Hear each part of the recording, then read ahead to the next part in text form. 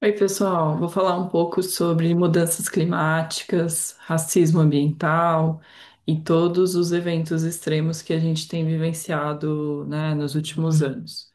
Recentemente, né, o que me motivou a fazer esse vídeo? Há uns 2 meses, mais ou menos, aqui a região onde eu moro foi atingida pelo ciclone extratropical e a árvore, né, que ficava próxima à minha garagem caiu em cima do meu carro. E, né, isso acabou gerando uma série de eventos aí, né, que está repercutindo na minha vida até hoje, né? Então, isso me fez refletir muito, né, sobre o como os efeitos, né, das mudanças climáticas, eles são democráticos, porque, né, o ciclone não levou em consideração que eu trabalho na área ambiental, que eu sou engajada com a questão climática, que eu atuo, né, em projetos socioambientais, que eu não como carne, pensando na questão, né, dos gases de efeito e da mudança do clima, que eu ensino meus filhos sobre as questões ambientais, da importância do consumo consciente, enfim, né? O ciclone não considerou nada disso, ele simplesmente aconteceu e acabou afetando aí minha casa, meu carro, enfim. Mas,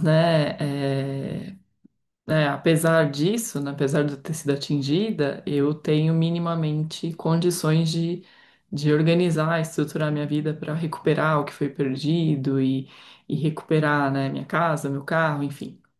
E tô muito longe aí de ser, né, alguém de muitas posses, de fazer parte aí da camada de super ricos da sociedade, mas ainda assim tenho uma condição minimamente privilegiada para me recuperar de um evento climático extremo como esse, pelo qual, né, eu e minha família passamos.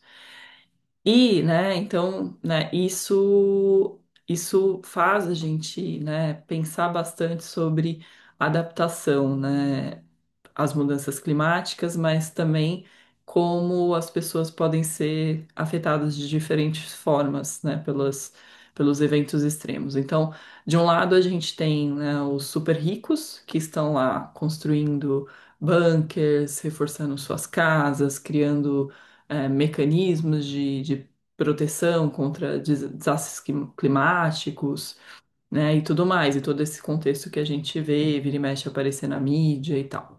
Mas da gente tem no extremo oposto, né, a camada vulnerável da população mundial, que geralmente está mais exposta aos eventos extremos, porque são, né, residem em moradias precárias, porque estão morando em áreas que são ambientalmente mais vulneráveis, como as encostas, os fundos de vale. Então, né, mais sujeitas aos efeitos das enchentes, dos deslizamentos e etc. Então, né, essas pessoas, né, que estão nesse contexto, elas estão muito mais expostas, né, às mazelas, né, provocadas pelos eventos extremos. E elas estão aí muito mais sujeitas às consequências negativas, porque, né, não tem recursos para se recuperar depois de passarem por uma situação como essa, não tem, né, possibilidade de acionar seguro, não tem, né, todos os recursos que a camada mais, digamos assim, privilegiada da população teria, né? Mas ainda assim é um desafio para todo mundo, né? Se você não faz parte lá daquele grupo seleto dos super ricos, né, do mundo, você está exposto a sofrer as consequências de forma muito mais agravada, né? Mas ainda assim, é, né, as mudanças climáticas, os eventos extremos, eles sobrecarregam muito mais a população mais vulnerável, né? A camada mais vulnerável da sociedade.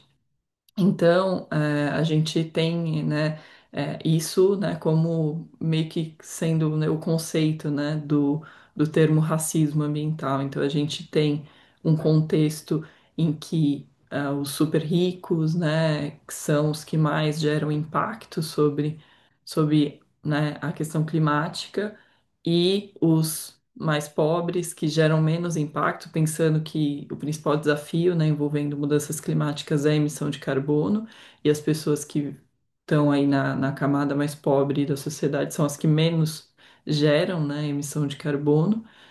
Enquanto, né, se a gente olhar aqueles cálculos, a quanto que emite um voo de jato particular, né, que, então, tal super rico emitiu em um ano, de voos de jatos fretados o equivalente a, né, tantas pessoas,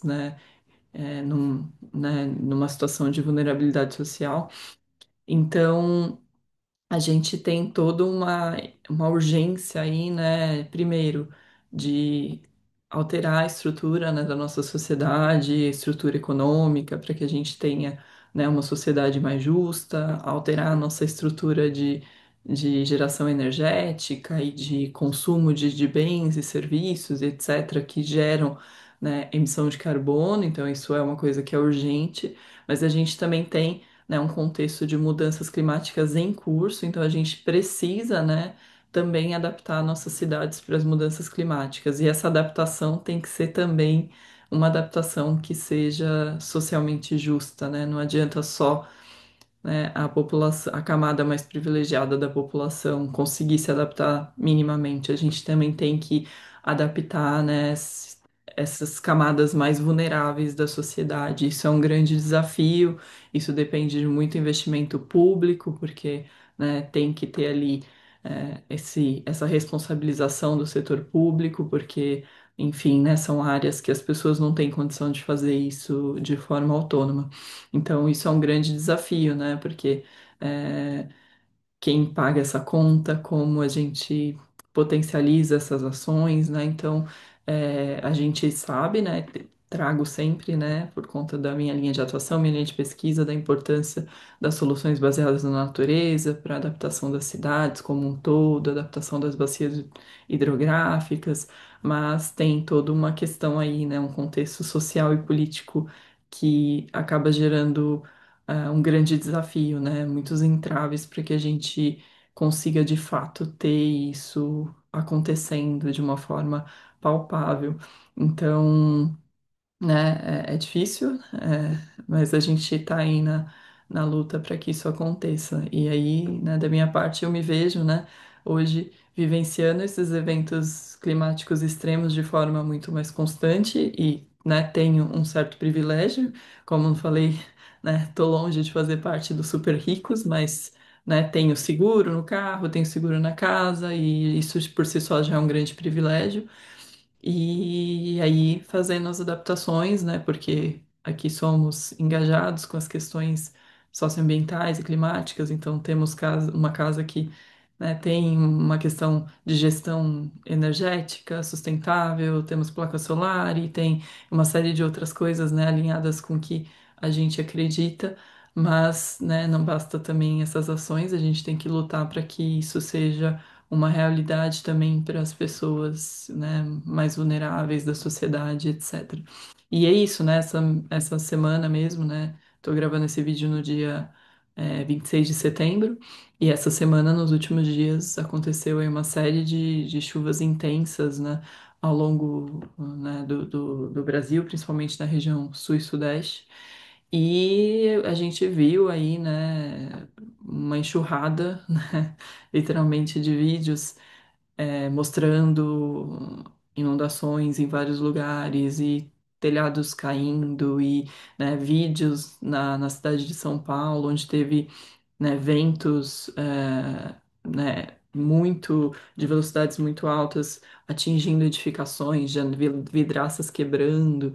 Então isso, né, escancara pra gente que não dá mais para fugir, né? Antes tinha toda uma questão, né? Eu sempre falo, antes falavam, mudanças climáticas como sendo algo que estava muito longe de acontecer, e agora não, né? A gente está vivenciando isso, está acontecendo e não tem como fugir. Agora a gente tem que lutar aí pela adaptação das nossas cidades e dessas mudanças estruturais, né? De padrão de consumo energético, de consumo de plástico e todas as outras questões que são importantes, né? Consumo de carne, que é muito importante, né? Tem um papel bem importante nas emissões. Enfim, é isso, um grande desafio. Vou deixar aqui essa reflexão para a gente, né, pensar um pouco mais sobre isso, como a gente pode se engajar nesse processo e como a gente pode fazer parte aí dessas ações de adaptação.